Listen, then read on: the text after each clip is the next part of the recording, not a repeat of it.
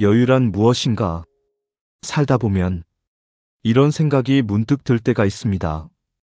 같은 나이인데 왜 저 사람은 저렇게 여유 있어 보일까? 분명 나와 똑같이 세월을 살아왔고 똑같이 바쁘게 살아왔을 텐데 어떤 사람은 늘 차분하고 어떤 사람은 늘 조급해 보입니다. 그 차이는 어디에서 오는 걸까요? 많은 분들이 여유를 결과라고 생각합니다. 형편이 좋아지면, 시간이 넉넉해지면, 인생이 어느 정도 정리되면 그때 비로소 생기는 것이라고 말이지요. 하지만 오늘은 그 생각을 조금 바꿔보려 합니다.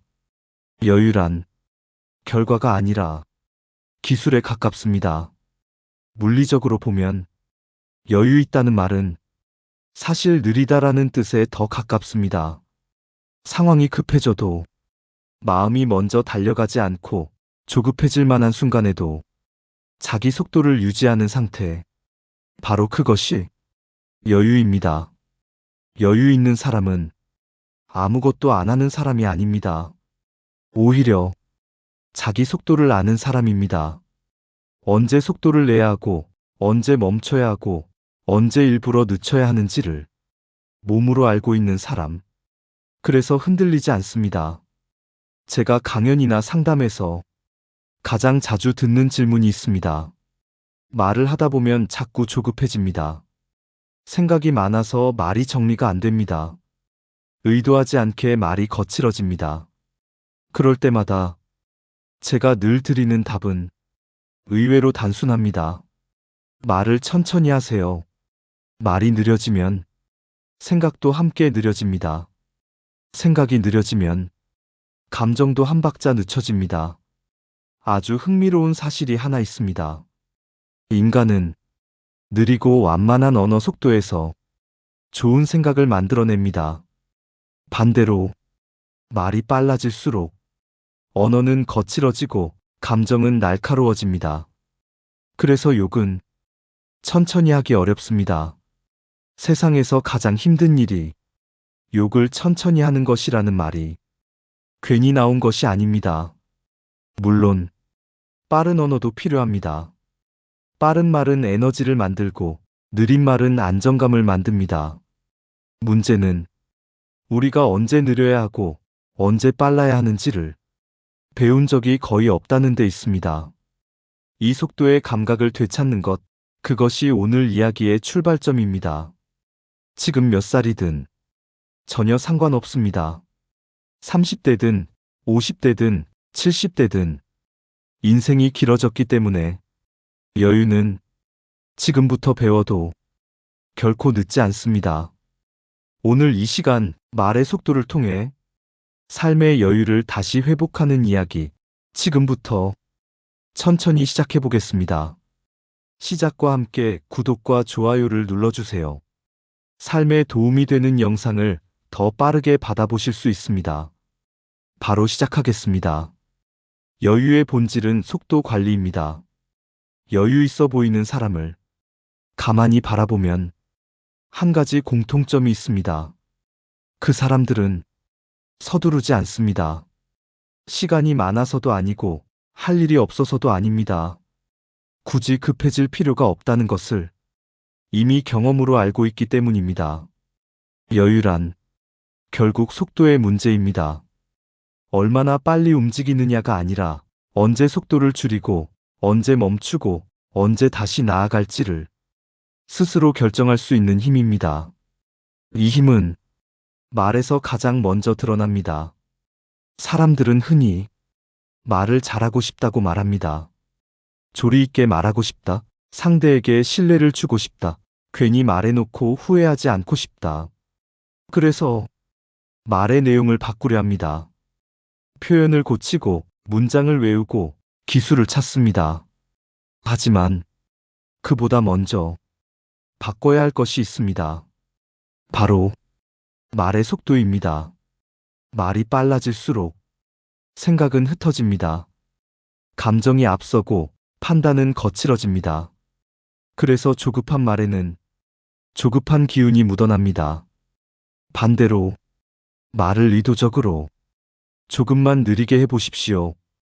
문장을 끝까지 말하고 숨을 한번 고르고 다음 말을 꺼내는 그 짧은 시간.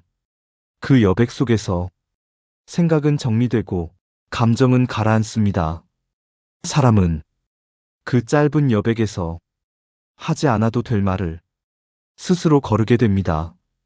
그래서 저는 늘 이렇게 말씀드립니다. 자꾸 말이 거칠어질 때, 자꾸 화가 섞일 때, 자꾸 후회가 남을 때는 성격을 탓하지 마십시오. 속도를 조절하십시오. 말을 천천히 하면 생각도 천천히 갑니다. 생각이 천천히 가면 행동도 달라집니다. 여유는 타고나는 성품이 아니라 연습되는 기술입니다. 그리고 그 연습의 출발점은 언제나 속도 조절입니다. 오늘부터 말을 덜 하려고 애쓰지 않아도 됩니다. 다만 한 박자만 늦춰보십시오. 그 한 박자가 당신의 말에 깊이를 만들고 당신의 삶에 여유라는 공간을 조금씩 열어줄 것입니다. 말의 속도가 관계를 바꾸는 순간들. 우리는 흔히 관계가 어긋났을 때 이렇게 말합니다.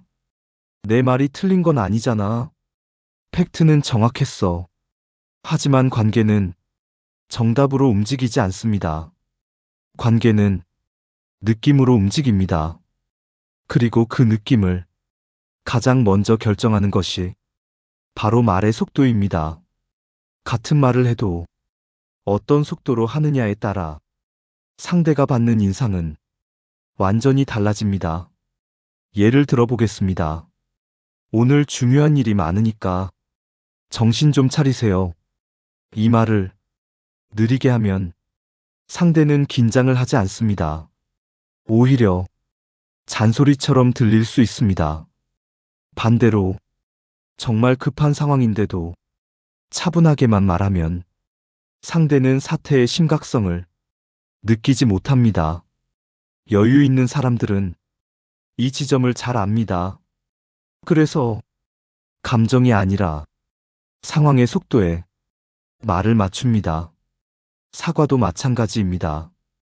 급하게 던지는 사과는 변명처럼 들립니다. 미안해, 알았어라는 말이 왜 공허하게 느껴질까요? 속도가 책임보다 빠르기 때문입니다. 반대로 천천히 꺼내는 사과는 말이 많지 않아도 무게가 느껴집니다. 사랑 표현도 그렇습니다. 나 너 정말 사랑해. 이 말을 너무 빠르게 하면 사람은 본능적으로 의심부터 합니다. 진심은 대체로 느린 속도를 탑니다. 사람은 느린 말에서 안심하고 빠른 말에서 방어합니다. 그래서 관계가 자주 꼬인다면 말의 내용보다 먼저 속도를 돌아보셔야 합니다. 내가 너무 빨랐던 건 아닌지, 상대의 호흡보다 앞서가고 있지는 않았는지, 말을 조금만 늦추어도 상대는 당신의 말을 다르게 듣기 시작합니다. 설득하려 하지 않아도, 설명하지 않아도 관계가 풀리는 순간 그 출발점은 늘 말의 속도입니다. 여유 있는 사람은 무엇을 보고 무엇을 보지 않을까? 여유 있는 사람을 오래 지켜보면 한 가지 분명한 차이가 보입니다. 그들은 상황에 휘둘리기보다 사람을 관찰합니다. 그리고 그 관찰에는 두 개의 방향이 있습니다. 하나는 자기를 향한 관찰, 다른 하나는 타인을 향한 관찰입니다. 먼저 자기 관찰부터 이야기해 보겠습니다. 자기 관찰이란 자기를 분석하거나 채찍질하는 일이 아닙니다. 왜 나는 늘 이 모양일까? 나는 왜 이것밖에 안 될까? 이런 생각은 관찰이 아니라 비난입니다. 여유 있는 사람의 자기 관찰은 훨씬 조용합니다. 아, 내가 이 상황에서는 말이 빨라지는구나. 이 주제가 나오면 괜히 감정이 앞서는구나. 이렇게 그저 알아차릴 뿐입니다. 이 알아차림이 쌓이면 사람은 자기 속도를 조금씩 조절할 수 있게 됩니다. 다음은 타인 관찰입니다. 여유 없는 상태에서는 사람을 보면 평가부터 나옵니다. 저 사람은 왜 저래? 저런 말투는 별로야. 하지만 여유 있는 사람은 평가하지 않고 관찰합니다. 아, 저 사람은 저런 속도로 말하는구나. 저럴 때 저렇게 반응하는구나. 평가는 나를 긴장시키고 관찰은 나를 자유롭게 합니다. 문제는 이 둘 중 하나만 하는 경우입니다. 타인 관찰만 하는 사람은 남의 방식만 따라하다가 자기 중심을 잃습니다. 반대로 자기 관찰만 하는 사람은 자기 방식만 옳다고 믿게 됩니다. 그래서 점점 고집이 세집니다. 여유 있는 사람은 이 두 가지를 늘 함께 씁니다. 타인을 보며 배우고 자기를 보며 조정합니다. 그 과정에서 말의 속도도 감정의 반응도 자연스럽게 다듬어집니다. 여유는 아무 생각 없이 사는 데서 생기지 않습니다. 오히려 조용히 잘 보고 있는 사람에게 천천히 허락되는 능력입니다. 여유는 혼자서 만들어지지 않습니다. 사람을 관찰하기 가장 어려운 순간이 언제인지 아십니까? 바로 내가 그 사람에게 어떤 용건이 있을 때입니다. 부탁을 해야 할 때, 도움을 받아야 할 때, 이익이 오가는 상황일 때, 우리는 사람을 보지 못합니다. 그 사람의 표정, 말의 속도, 작은 태도들은 보이지 않고, 오직 어떻게 하면 내가 원하는 걸 얻을까? 이 생각만 남습니다. 그래서 관계는 자연스럽지 못해지고 마음은 점점 조급해집니다. 그런데 사람을 가장 편안하게 관찰할 수 있는 상황이 있습니다. 바로 함께 무언가를 배우는 관계입니다. 배우는 자리에는 이해관계가 거의 없습니다. 누가 더 얻고 누가 더 손해보는지가 중요하지 않습니다. 다들 서툴고 다들 배우는 입장이기 때문입니다. 그래서 말의 속도도 자연스럽게 느려집니다. 비교는 줄어들고 경쟁은 사라집니다. 이때 사람은 평가하지 않고 그저 바라보게 됩니다. 부부가 수십 년을 함께 살다가도 같이 취미를 시작하며 이런 사람이었구나 하고 새삼 느끼게 되는 이유가 바로 여기에 있습니다. 함께 배우는 관계에서는 상대에게 무언가를 요구하지 않습니다. 그래서 말이 부드러워지고 표정이 느슨해지고 마음의 여백이 생깁니다. 여유는 혼자서 애써 만든 결과가 아니라 관계 속에서 천천히 배워지는 감각입니다. 그래서 여유 있는 사람들은 대체로 배움을 멈추지 않습니다. 배움은 기술을 얻는 일이 아니라 사람을 다시 사람으로 바라보는 연습이기 때문입니다. 배움이 멈춘 순간 삶은 왜 숨이 막히기 시작할까? 사람이 힘들어지는 순간은 꼭 큰 불행이 닥쳤을 때만은 아닙니다. 오히려 아무 일도 일어나지 않는데 하루하루가 답답해질 때, 그때 삶은 서서히 숨이 막히기 시작합니다. 이때 많은 분들이 이렇게 말합니다. 요즘은 별일이 없는데도 괜히 마음이 빡빡해요. 사람들 만나도 예전처럼 재미가 없어요. 그 이유는 의외로 단순합니다. 배움이 멈췄기 때문입니다. 배움이 멈추면 사람은 가만히 있는 것 같지만 실제로는 조금씩 안으로 접힙니다. 대화는 반복되고 관계는 익숙함만 남고 세상은 점점 새로울 게 없는 곳처럼 느껴집니다. 이때 찾아오는 감정이 바로 외로움입니다. 외로움은 사람이 없어서 생기지 않습니다. 새로운 자극이 없을 때, 새로운 관점이 들어오지 않을 때, 외로움은 더 깊어집니다. 그래서 배움이 멈춘 사람은 사람들 속에 있어도 혼자 있는 느낌을 받습니다. 반대로 무언가를 배우고 있는 사람은 혼자 있어도 덜 외롭습니다. 왜냐하면 그 사람의 하루 안에는 성장감이 있기 때문입니다. 어제보다 조금 더 알게 되는 감각, 조금 더 나아졌다는 느낌, 그 작은 변화가 사람에게 나는 아직 살아있다라는 신호를 줍니다. 그 신호가 삶의 여유를 만듭니다. 중요한 건 그 배움이 돈이 되느냐, 쓸모가 있느냐가 아닙니다. 인간에게는 다른 동물에게 거의 없는 능력이 하나 있습니다. 바로 호기심입니다. 이 호기심 때문에 인간은 모든 대륙으로 퍼져나갔고 지금의 문명을 만들었습니다. 그 호기심은 나이가 들어도 사라지지 않습니다. 다만 쓰지 않으면 잠들 뿐입니다. 배움이란 그 잠든 호기심을 다시 깨우는 일입니다. 그래서 배움이 멈춘 삶은 조용히, 아주 조용히 여유에서 멀어집니다.